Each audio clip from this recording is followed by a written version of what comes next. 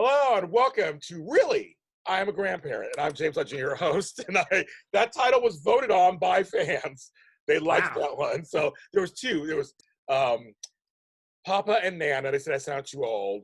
And then I was like, the young grandparent. That was second place. Second place. Mm. But Really, I'm a Grandparent was number one by a large margin. So thank you, TikTok crowd and Twitter crowd, for getting this to me. I'm James Jr., your host, and really, I'm a grandparent too. And I tell my story throughout this series in little bits and chunks. I'm a grandfather of 3, and I found out last week I'm going to be a grandfather again for the 4th time. Congratulations. Thank you. It's going to be a boy born in February. So this will be very interesting. Maybe he'll be born the last week of January. You just never know. Why do you say that, Cesar Espino? Well, I know someone that has a birthday on the 27th, so hint, send me a gift. Just saying. It's so funny. Saw a little Aquarius baby. And the person who's talking right now is an entrepreneur, recording artist, author of a #1 best-selling book and other books too, of course. But he's my friend too, Mr. Cesar Espino. Hi, Cesar. Hey James, how are you? Thank you for having me here. I'm so excited to be we here. do all kind of stuff. And I love the title. Like, really, it made you laugh. Yeah, you did. And I can definitely relate to that for sure. Well, yes, and so okay, and that's why I was like, I gotta have him on the show, because he has a book out. Okay, he has several books out, but the first book, You Can Overcome Anything, Barriers, Breaking the Barriers in Life. He talks about becoming a young parent, and so subsequently, because some of us started a little early, I did too. We're grandparents now because our kids did some stuff, or did the one thing, and became grandparents. So. But Cesar, I would first want to ask you, how old are you currently? I'm in my, I would say, this is what I like to say it, right? I'm 18 with 12 years of experience, right? 18 with 12 years of experience. So I think that's 40. Well, actually, that's 30.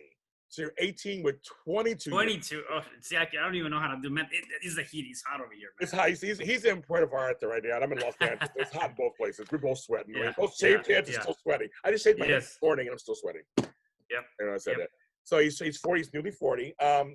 And then you have a daughter, correct? I do. And you have a grandson. I do. With a very cool name. So what's your grandson's name? Kovacs. I love that name. Yeah. That's so funny. I feel like my grandson Zayden and your grandson Kovacs should get together and like fight crime. I don't know. Oh, that should be awesome. Yeah. Kovacs, a great name. Yeah. You know where it comes from? You know what? I don't know much about it. I know it's somewhere from European or somewhere down that area. Your daughter and them decided to show. Same hemisphere is like on the other side. That's so funny. Yeah, definitely. Yeah, exactly. No, and I know they were kind of looking at it, picking, trying to see what name makes more sense or what are the case may be. I'm like, and so when she was going through that, I said, well, I have one name that I think makes perfect sense. Like, he's a boy.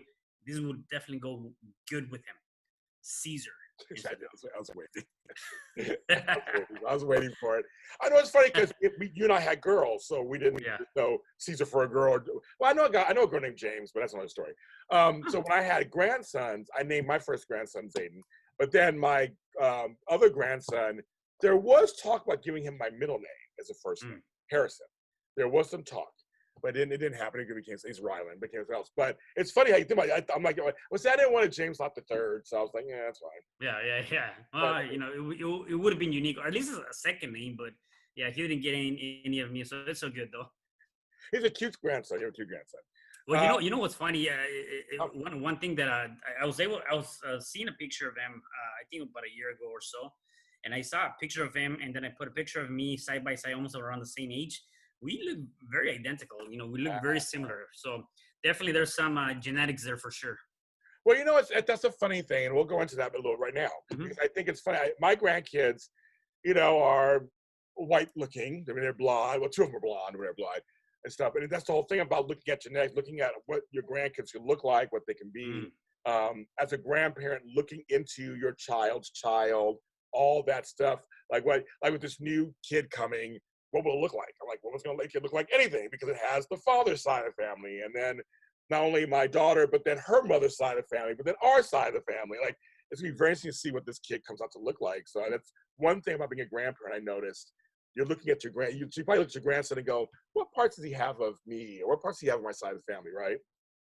Yeah, yeah. Oh, yeah, yeah. Definitely. That's something that I was trying to look at, and there's certain not just looks, also like habits or things that he does, or they're kind of installed with him just based on being with us. Like you can tell when like somebody has an attitude or something, and you're like, where did he get that attitude? It wasn't for me. It was from the grandpa or whatever. Right? Yeah, looking for traits, because it's not because when you have kids, you automatically look at that. When you have kids, Yeah. That's your mother, well, that's me. But grandkids is a little more removed, so you're kind of like, it's still part of me. But I'm like, I wonder what's going to get down to them. And same with my grandparents. My grandmother and I had a very similar personality, so I know where I got a lot of my mouth from was from her. It's like when she died, people were like, well, one of the mouths of the family is dead. I'm like, yeah, the other one's still here. I can hear you. So that's kind of, so I know the whole grandparent thing. But your grandson and your daughter live with you. So you get to actually be in his life, don't you, regularly? Yeah. They did up until maybe 2 months ago. They were Oh, wait a living minute. with They're me. not there anymore? No, they Oh, you moved didn't tell out. me. Okay, here, we got to talk after. You didn't tell me that. No, Yeah. I know that, but no, but I know that you guys are living because you have your parents with you. I thought, oh, okay, well, then there you go. Okay, but you Yeah. see them all the time, though, right? We see them all the time. Yeah. They didn't move too far from me. I would say maybe 3 blocks, 4 blocks, Oh, hello. far. You know, um, so yeah, only 2, 3, 4 blocks. Not too Oh, far. okay, well, never mind. You're still I can walk. I can walk to their house, yes. or apartment. Yeah. But yeah, yeah, they used to live with me, and so I saw him from day one all the way through, well, actually, I saw him since he was in the belly because my daughter lived with me at that time, all the way through, now he just turned 8 this year. So, which is one thing, like when you go to the name of the show, like really you're a grandparent, like yeah, like I was 32 when he was born, and people couldn't believe that. I'm like, they're like, I think you are the youngest grandparent I've ever met in my life. And I'm like, you know what? That makes 2 of us. I'm the youngest parent I met myself in my own life now myself, so yeah. I was 31 when I became grandpa the first time. So it was like, I'm still partying. And I was still raising a child. I mean, it was kind of like, this is kind of weird. I'm like a father and a grandfather at the same time. It was Yeah. strange to have that. But I was talking about the other day, I go, I never thought about grandchildren. I mean, I knew at some point I probably would have some, but obviously you and I, we started young, then they started young. It kind of happened sooner than probably thought would happen. What is one thing that surprised you about grandparenthood? Yeah, that's a good question. Um, I would say, if anything, for me, because I had my daughter at such a young age, right? And it kind of going back to what you're asking or saying is like, you know, I knew I wanted to have a grandkid. I just didn't know. Yeah. I didn't want to have one, right away. And I'm not saying it's a bad thing, right? What Right. I'm saying is that history repeated itself, with my daughter. What I went through, it kind of repeated itself again. And so I think one of the things that I learned going through that is that, although I was a grandparent, I saw myself being more like a father than a parent. And I was trying to do things to where I was trying to install some habits or different things where I'm like, do this, and this, when really in reality, I'm not the father, and so that became, I won't say conflict, it became a little bit of a discussion between me and my daughter because, I was kind of stepping into boundaries that were not really my boundaries, right? Mine was to educate, discipline, help assist my daughter in that, and that's her role to do with her, with my grandson. Except at the beginning, I think he was probably a year or 2 years, maybe, I don't remember now. Maybe 3, I don't know. I did that, right? And I realized though that, yeah, that's not my place. My place is different. I got to play that grandparent role, which is different, which I didn't know how to play, by the way, right? I mean, Nobody know who does at 31, 32, 33. Yeah, exactly. I agree with you, Cesar. It's a weird thing, and my sister's going through it too. And we're not the parents. Like, we are the grandparents. This is not my child. So our kids have to parent. we have to let them parent. I mean, I guess it's hard. See, I mean, it's hard. But you know, also we're young. We still got our attitudes too still. So you have to like, you know, watch that also, because I'm not 70 years old a grandparent. You know, we're in our 30s and 40s as grandparents, and now my 50s as grandparents. But like, we're still young enough. And we're like, I guess you know, I'm still in the streets myself a little bit. Yeah. You know, I got things to do too. And it's like, they're not my kids. They're related to me, but they're not my kids. And so I have to shift that role, like you said, to be there for them, be part friend, you know, be part parent, kind of in a weird, like in a boundary way. Right. But from just far away, it's like being a parent from far away, kind of like guiding them. It's very weird. And you're right. I don't know how to explain that. I mean, because again, there's things that I can say, don't do this, don't do that. But I'm like, no, I cannot say it's not my role. But then I'm trying to teach them, you know, and it becomes one of those kind of complicated, to an extent, complicated things, right? It does. Because I remember telling my sisters before they became grandparents, the hardest thing sometimes is watching your kids parent. That's sometimes the hardest thing sometimes, because you want to jump in. They may parent differently than you do. And you gotta like, okay. And sometimes I have talked to my daughter about stuff. Say, okay, I don't like why you did that. I mean, it's up to them to do what they want, obviously. But I have said a few things. I'm like, you know, my mom said a few things. She's a great grandparent. She said a few things. Like, we say a few things here and there. But that causes, you said, discussions. I like that you said that. Discussions. But I mean, there's times I will say something sometimes. But I do have to pick and choose how far I go. And you're right, it's not easy. Not easy to describe. It's like either you just know or you don't. You just know. And you know your daughter. Like, I know my daughter. We know our kids. So you kind of know what you can get away with or not. She also, I'm sure, you know, what. Yeah, definitely, for sure. And it's a lot of that, right? I mean, one of the things I think I've been learning now is like, again, you know, as a grandparent, you know, you continue to, you're definitely there for them. It's kind of like, is that saying, you know, you tell your daughter or your kids, hey, bring me my grandson. I want to spend some time with them.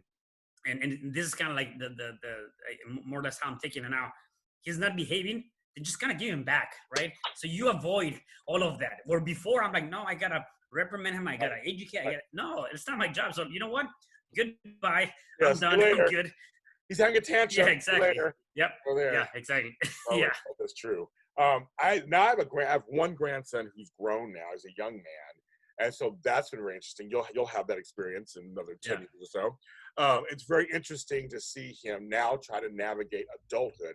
Now he's taller than I am. His voice is almost as deep as mine. So it's very interesting. He has a girlfriend. So it's interesting to kind of, last year he came to LA. They live somewhere else, as people will find out during the series. He came down to visit with his girlfriend. It was interesting seeing him, my grandson, with his girlfriend, and they're grown, and they're talking to me about stuff.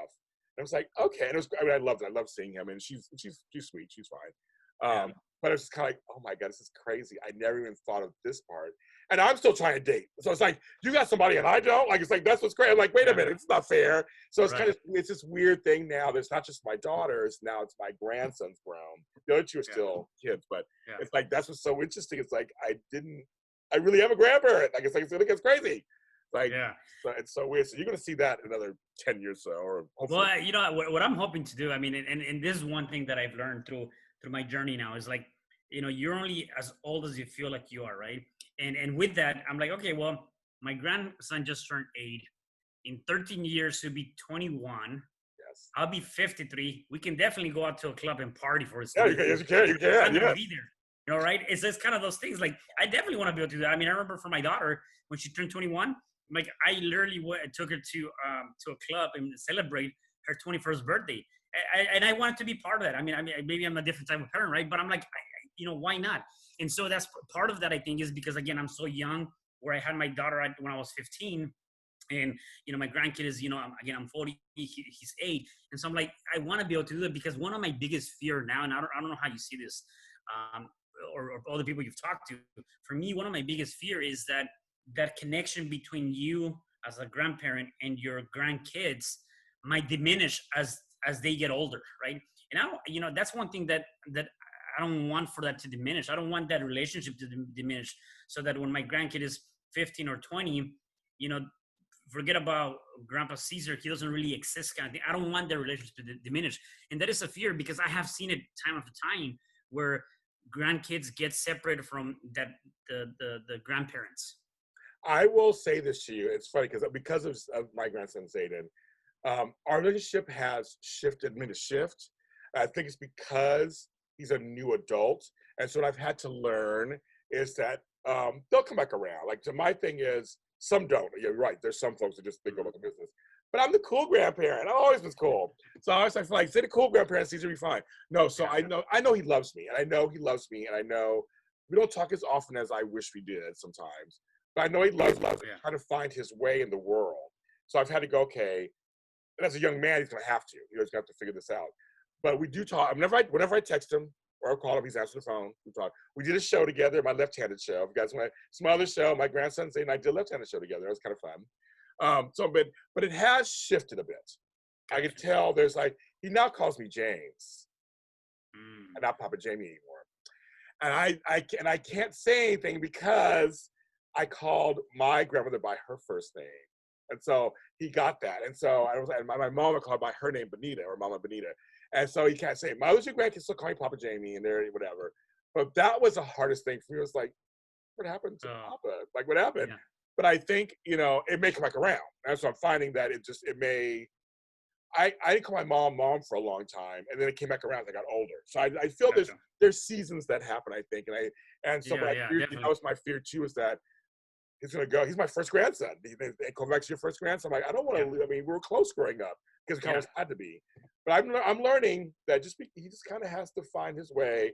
But I know I'll hear from him. And like I said, if I reach out to him, he reaches back. He always reaches back. So yeah, I'm always really friendly and nice, and we do some stuff together. And my granddaughter, we're super close. And that's a whole different girls, all different close. Yeah. And my younger grandson too. So I think that's a true fear. And I wonder if anybody out there who are grandparents and the kids are growing up, do you ever worry about that? Because I think it's very true, very honest. I get nervous that you're so close now, then what happens when they get grown up? You want to stay close.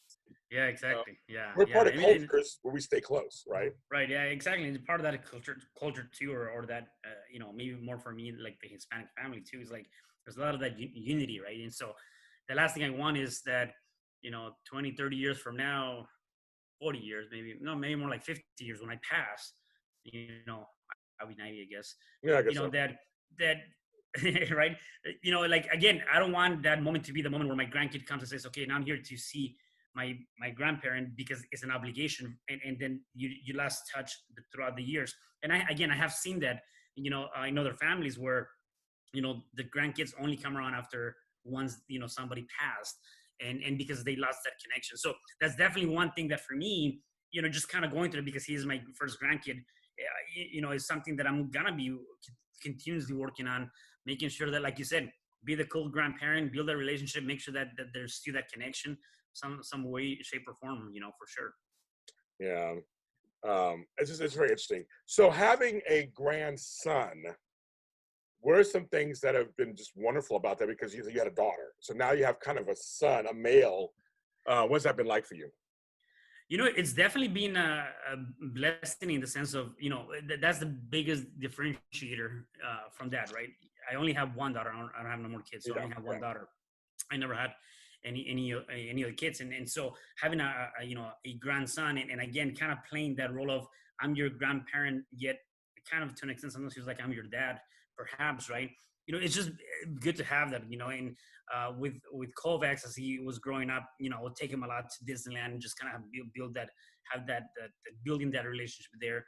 And so I think it's just being able to do things from a different perspective, right, than I did with my daughter, which is kind of awesome. At the end of the day, though, there's certain things too that I did with my daughter that I didn't do with Kovacs, or vice versa. And I think part of that is just the nature of the situation and the relationship that we have.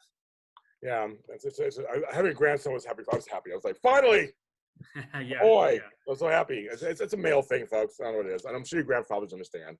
Especially if you just had daughters or a daughter, like having a son. It's like I'm saying, oh my God, I'm having a son. Great. Last thing, what is one thing? I know for me, when I was younger, dating in my 30s and even in my early 40s, it was kind of strange to say I was a grandfather. It's happening more and more now. It's starting to happen more and more now. People are having kids and grandkids. But I mean, it's like whenever you date or whatever, do you ever tell people you have grand? I mean, do you ever tell me you have a grandson? Is that a thing you tell right away, or do you wait a while? How does that work for you? Yeah, I normally, it's not something that comes up right away, Right, correct. Yeah. Unless somebody kind of knows my history because it is in my book. So, it kind of comes Oh, up. right, So I don't, right. yeah. So I don't really hide it. It's not something that I'm like, hey, by the way, Right. do you do you date grandparents or not kind of thing, right? And they're like, no, I don't. So I'm like, oh man. Oh, sorry. Okay. So, no. Sorry, all right, next, can I still have this bottle of wine, please, or whatever? Yeah, exactly. So anyways, at the end of the day, though, right, at the end of the day, though, I do bring it up if it comes up, right? I mean, definitely there's something that I'm open book on that. I don't really hide it. I'll tell you this much, though, when I first knew I was going to have a grandparent, or I was going to be a grandparent at the age of 32, it just, man, I felt like, man, somebody calls me a grandparent, or my grandkid calls me grandpa, or whatever that might be. I'm like, that makes me feel like I'm super old, and and I just didn't like the idea. I know. So Kovacs calls me Lolo. Oh yeah, I know Lolo. I know that. Okay. Yeah, right.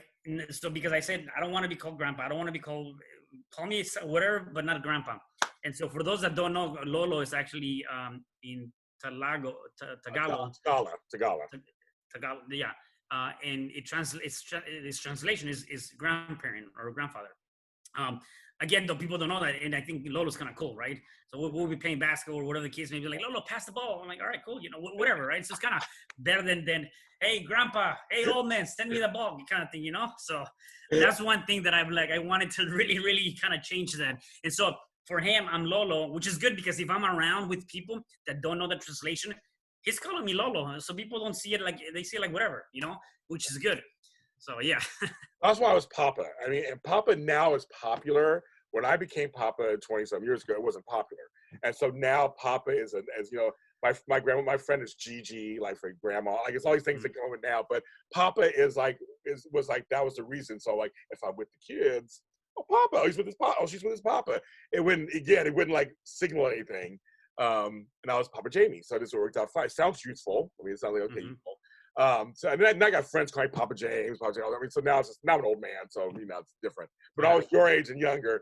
Papa served his purpose also, because it wasn't Gramps, grandfather, grandpa. Now I don't mind being called grandfather or grandpa. They call me grandpa sometimes for fun, and I don't mind that. I mean, I just like, now I'm old. Yeah, it's fine. My Kovacs calls my dad Papa Leo, so Papa Leo, for his first name. Yeah, that's how he calls him. So I haven't actually. This is actually a good question. I need to ask him, how does he feel knowing that he has a great grandkid now, I guess. I know. My mother, just we talked about recently. I was like, "You're a great." My mother's a great grandmother. I said, "That's just crazy." And at one point, 3 years ago, until my grandmother passed away, we had 6 generations. 5. We had 5 on one side of the family, and so right now, on my father's side, I guess. Oh wait a minute, I guess I have 5 on my father's side. My grandmother, my father, me, my daughter. I have 5 on that side right now. Nice. So I still have 5.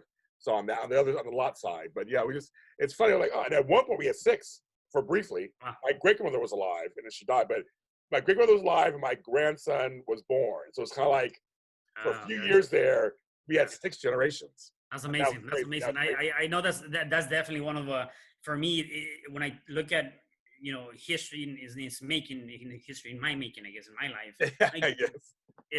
That's one thing that I'm very proud of. I was able to have a picture of my grandmother, who you get my book, you get the whole story. Yeah. But I was raised by her, and anyways, she passed several years back. Anyways, I was able to get a picture of really similar 5 generations. So my grandma all the way to my grandkid.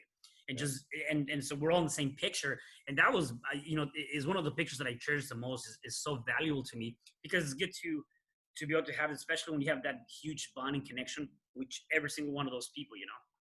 And I love that. Cesar, thanks for being on the show, and you're a good grandparent. I see with your kid, your grandson, you're always out there doing water games or whatever in there. I didn't pay him to say that, by the way. I didn't say, hey, I'll give you $20 to say that. So thanks though. I did. He didn't pay me. I swear it. He didn't pay me in person. Cesar, you're a nice person. I can't even believe you not being nice. Okay, tell folks where they can find you on the social medias and your book that I'm in on. Yeah, definitely. The best way to get a hold of me pretty much in every social media platform is look me up by my name, Cesar R Espino, or you can go to my website, www.cesar.com, and then you can find all my books. I've done 3 books with James, so you can definitely find all those 3 books at Amazon, either CesarRespino.com or Cesar R Espino, and then you can find all the books and even our latest book. Yes, you'll find them all there. And I'm James Lott Jr. Of course, you can follow me. We're all James Lott Jr.'s are sold at James Lott Jr. And also, I say this thing all like 1,000 times a month. James Lott Jr. Everybody laughs at me too. I say it, but it's my signature, I guess. I say it all the time. We're generally sold at James Lott Jr. on all social media platforms. JLJ Media is on all social media platforms. Also, this podcast, you can find it wherever you like podcasts or web. Go there. It can be Spotify, iHeartRadio, wherever. Go ahead and find it. Really, I'm a grandparent. It's on there. This video will be on my YouTube network. That's right. I have a network called JLJ Media. I have over 30 shows on there, and it's growing. So I got talks with people too. So go ahead and check that out, and maybe some of the other shows I have on there too. And of course, I said our books together and my books separately. They're all on Amazon, folks. Just type in our names. They're on Amazon. You'll find them. They're there. And to all the grandparents out there, all the young grandparents, keep doing that young grandparent work. It's okay. We see you. We feel you. We're there with you also. And if any of you want to come on this show and talk about your experience, if you became a grandparent in your 30s or 40s, come on the show and let's talk about it. Everybody, please take care and love your grandchildren.